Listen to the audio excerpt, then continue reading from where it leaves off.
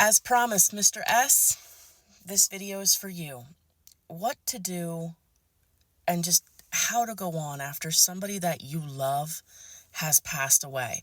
And firstly, I just want to say I'm so sorry for your loss.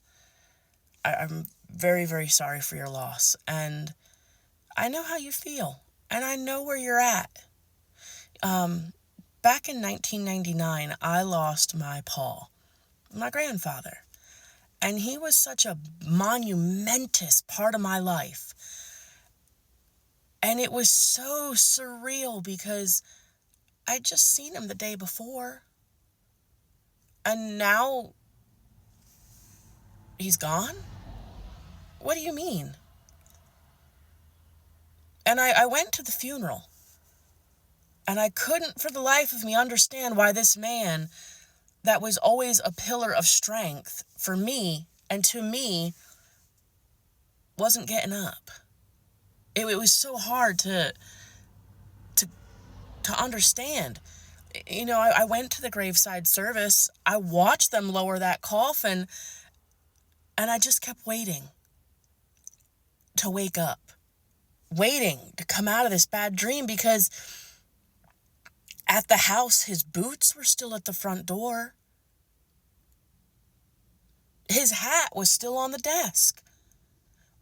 What are you saying? I'll never see that cowboy hat walk by my bedroom window? I'll never hear those boots on the floor again? How? And I spent years just in this horrific fog of what happened? Because even though my life was greatly affected and completely altered, life didn't stop. And no matter how bad I wanted everything to just stop and just give me a minute, it wasn't going to. I still had to go to school. I still had to go to the grocery store. I still had to clean the house. I still had to take a shower. I still had to eat. And I just didn't want to, because what do you mean? And for years, I spent in this fog just angry and hurting at the whole dang world, because what are you saying? And I went to this camp for teens that were grieving, and a woman there gave me the most amazing advice. And it's advice that I want to pass on to you, sweetie. When we lose somebody, it greatly alters and affects our life. But the thing that we fail to remember, okay, they're not gone. This is not the final goodbye. Every day that we live, we could live and do one thing that they loved. You keep those memories alive. You keep the funny little sayings they said alive. You keep doing the things that they loved, and it keeps them alive. Yeah, you can't reach out and touch them, and no, you're not going to call them. But every day that you live, every day that you get up and you look in the mirror and you say something to yourself that they said to you that would make you laugh, it puts them right there beside you.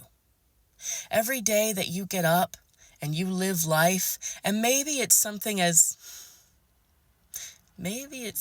simple as eating a bowl full of mashed potatoes with chicken gravy, which was one of my Paul's favorite, and smiling because I remember how he would take peas and put them in that gravy and mix it all up.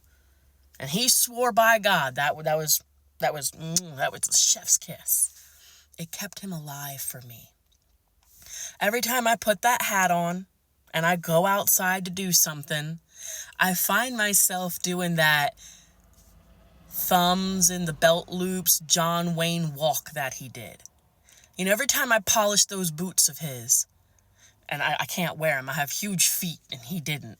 But every time I polish those boots and I get the smell of that mink oil, he's right there beside me. Death is never the end. It is only the see you later. And although it feels like you can't do it right now, and your life is just completely shook, every day